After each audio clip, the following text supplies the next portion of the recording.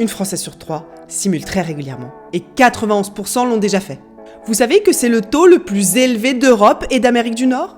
C'est donc en France qu'on simule le plus. Vous êtes donc au bon endroit. Mais ce qui m'a donné encore plus envie de faire cette vidéo, c'est quand j'ai réalisé que pour 81% des mecs, une femme n'avait jamais simulé avec eux. Ça veut donc dire que dans plus de 3/4 des cas, un homme ne se rend pas compte si la femme est en train de simuler ou pas. À la fin de cette vidéo, vous ferez partie des 10% des hommes capables de savoir si sa partenaire a joui ou pas, sans se tromper.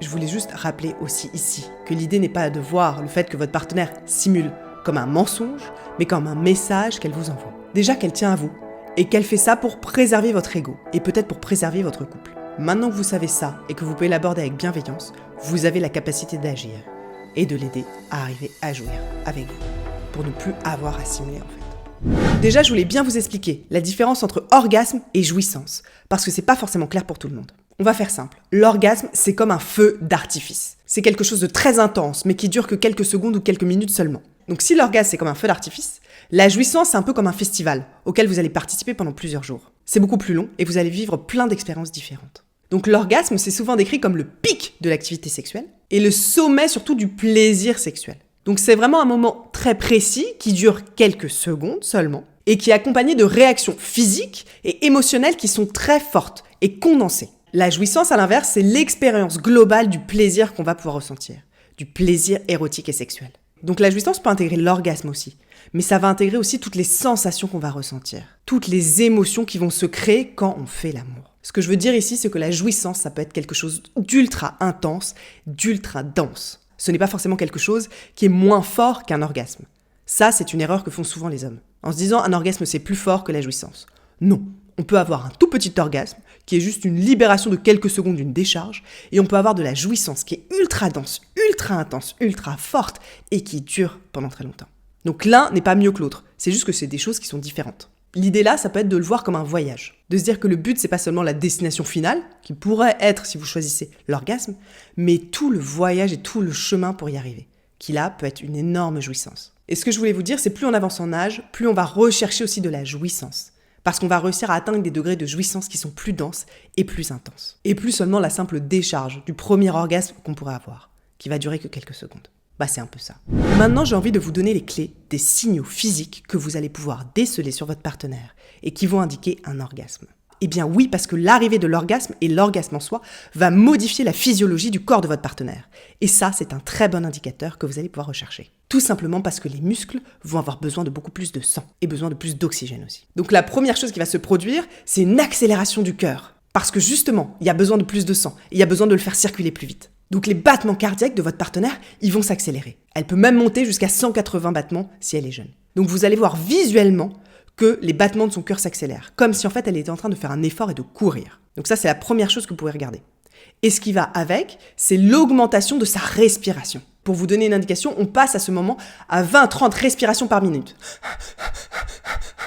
Tout ça encore pour permettre au corps de transporter l'oxygène et le sang et de libérer l'orgasme. Donc si votre partenaire, elle a l'air toute calme, totalement détendue, comme si elle était à un cours d'aquagym, et que là elle fait « Ah !»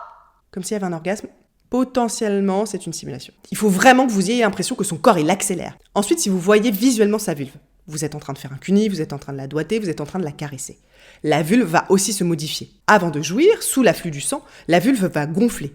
Et le clitoris aussi. Chez certaines femmes, on va même voir le clitoris qui va ressortir. Donc vous allez avoir cette vulve qui gonfle, qui devient plus rouge, et en même temps potentiellement ce clitoris qui sort, et qui prend plus de place parce qu'il a gonflé. Attention, juste avant l'orgasme, le bourgeon du clitoris va re-rentrer. Et c'est normal, c'est très bon signe. C'est qu'on s'approche du point de non-retour. Donc si ça re-rentre à l'intérieur, c'est que c'est le bon chemin aussi. Ensuite, vous allez voir que les sécrétions, elles augmentent. Donc il peut y avoir une sensation d'être plus mouillé. Ou alors des sécrétions qui vont être plus denses, un tout petit peu plus pâteuses. C'est différent du liquide qui vient au début, pour lubrifier le vagin, qui lui est potentiellement beaucoup plus liquide et plus clair. Vous allez aussi voir une augmentation de la tension musculaire de tout son corps, et potentiellement ça vous allez plus pouvoir le sentir au niveau des jambes, donc au niveau des cuisses, et au niveau des mains. C'est-à-dire que si vous touchez les cuisses de votre partenaire, potentiellement vous allez voir qu'elles sont en train de se contracter, ou peut-être ses fesses. Et au niveau de ses mains, elle va les refermer. Peut-être qu'elle va attraper l'oreiller, peut-être qu'elle va tirer le drap, ou qu'elle va vous attraper vous. Ça aussi, c'est un signal que la tension musculaire, elle augmente. Donc regardez les mains de votre partenaire. Si les mains sont toutes plates, totalement détendues comme ça, et qu'elle fait « Ah !» pareil, très peu de chances qu'elles soient en train de jouer. Ensuite, vous pouvez regarder le mouvement des yeux de votre partenaire. Est-ce que peut-être ça devient très dense, très intense, donc elle va fermer les yeux? Est-ce que ses pupilles vont se dilater? En plus, les yeux, c'est la fenêtre de l'âme. Donc on peut distinguer beaucoup de choses en regardant les yeux. Et bien sûr, les orgasmes sont presque tout le temps accompagnés de contractions utérines. Ça veut dire très concrètement que vous allez sentir à l'intérieur le vagin de votre partenaire qui va se contracter. Si le vagin reste totalement détendu et qu'il ne se passe rien, même si elle fait « Ah !», il n'y a pas eu d'orgasme. Donc vous allez voir des contractions qui peuvent se voir même de l'extérieur de la vulve. L'extérieur de la vulve, vous allez voir, ça se referme et ça bouge. À l'intérieur, si vous êtes inséré à l'intérieur d'elle, pareil, vous allez sentir les contractions. Pareil si vous avez vos doigts. Attention ici, plusieurs modulos. Ça peut se contracter très très faiblement. Si la femme a un périnée qui est faible, les contractions seront faibles et potentiellement on va très peu les distinguer. Donc c'est pas obligé de vous broyer la main ou de vous broyer le pénis pour être un vrai orgasme. Peut-être que juste le périnée de votre partenaire n'est pas très musclé et que dans ce cas la sensation de contraction elle va être légère. La force des contractions dépend aussi forcément de la force de l'orgasme.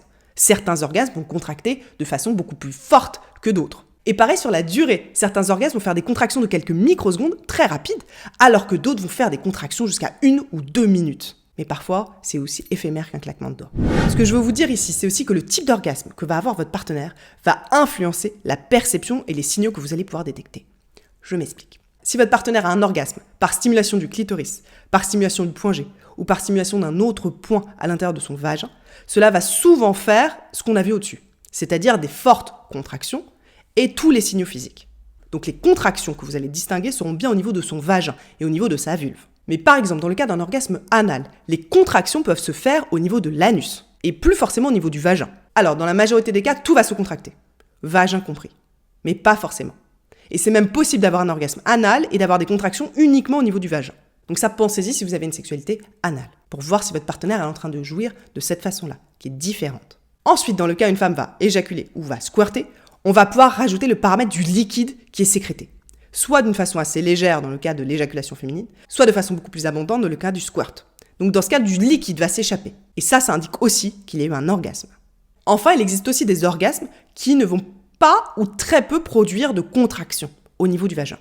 C'est notamment le cas d'orgasmes dits tantriques. Alors là, il y a plein d'orgasmes tantriques qu'on verra dans une autre vidéo. Parfois, certains orgasmes tantriques vont déclencher des contractions, d'accord ? Donc c'est tout à fait possible, mais pas toujours. On peut aussi avoir un orgasme dit tantrique, encore une fois, il y en a plein différents, et ne pas avoir les fameuses contractions utérines. Donc ça, c'est différent. Donc si votre partenaire est en train d'avoir ce type d'orgasme, ne vous inquiétez pas, elle peut vraiment être en train de jouir, et il n'y aura pas forcément les contractions utérines.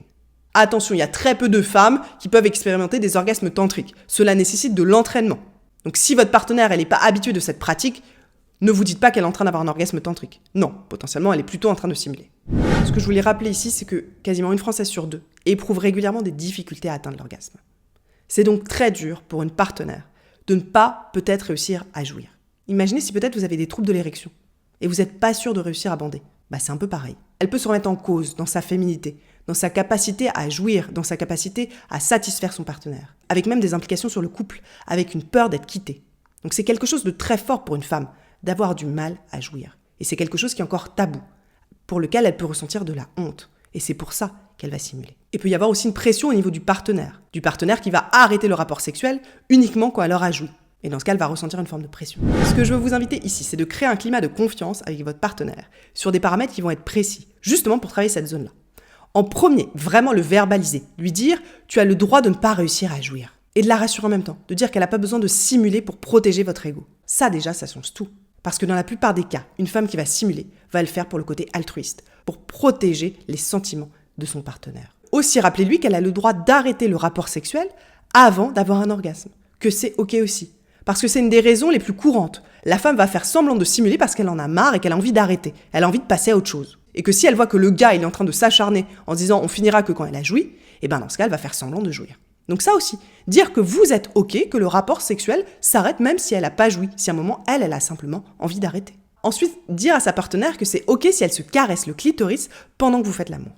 Bah oui, parce que c'est quand même la technique la plus sûre pour qu'une femme ait un orgasme. Et souvent il y en a qui n'osent pas le faire. Donc le verbaliser et lui dire c'est ok, je vais pas le prendre mal si tu te touches. Au contraire, ça va augmenter l'expérience.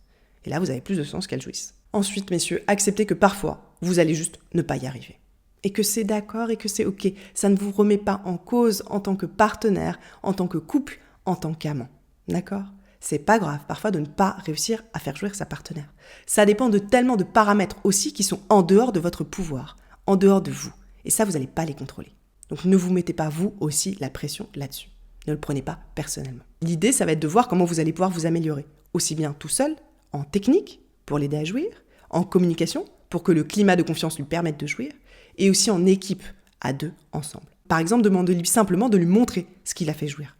Donc l'idée aussi ici, c'est de retenir qu'il y a une grosse variation individuelle, selon votre partenaire. Peut-être qu'elle va avoir des orgasmes où il y aura beaucoup de contractions, mais peut-être pas. Peut-être que ça va se sentir à peine. Donc c'est à vous de connaître votre partenaire pour pouvoir vraiment distinguer les signaux de son corps à elle. Et l'idée, ça va vraiment être de personnaliser ensuite l'expérience.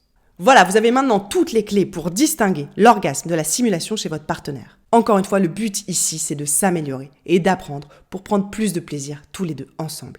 Et pas d'aller voir sa partenaire en l'accusant de mentir. Ce que je voulais dire aussi, c'est bravo. Si vous êtes là, c'est déjà que vous avez envie de comprendre pour améliorer les choses. Et vous avez vraiment la capacité de le faire, en développant l'écoute que vous avez de votre partenaire, pour distinguer tous ces signaux subtils. Et en travaillant aussi sur vous, pour ne pas prendre les choses personnellement, ne pas laisser votre ego faire que votre partenaire va se mettre à simuler. Et puis je veux rappeler ici que l'orgasme, ce n'est pas la fin en soi d'un rapport sexuel. Peut-être qu'on peut rechercher plus de jouissance, plus de plaisir, et pas forcément chercher cette libération de quelques secondes qui est l'orgasme. Parce que si on attend à chaque fois qu'un rapport sexuel se termine par un orgasme, on peut être déçu. Par contre, on peut maximiser la recherche de plaisir qu'on va avoir à chaque fois.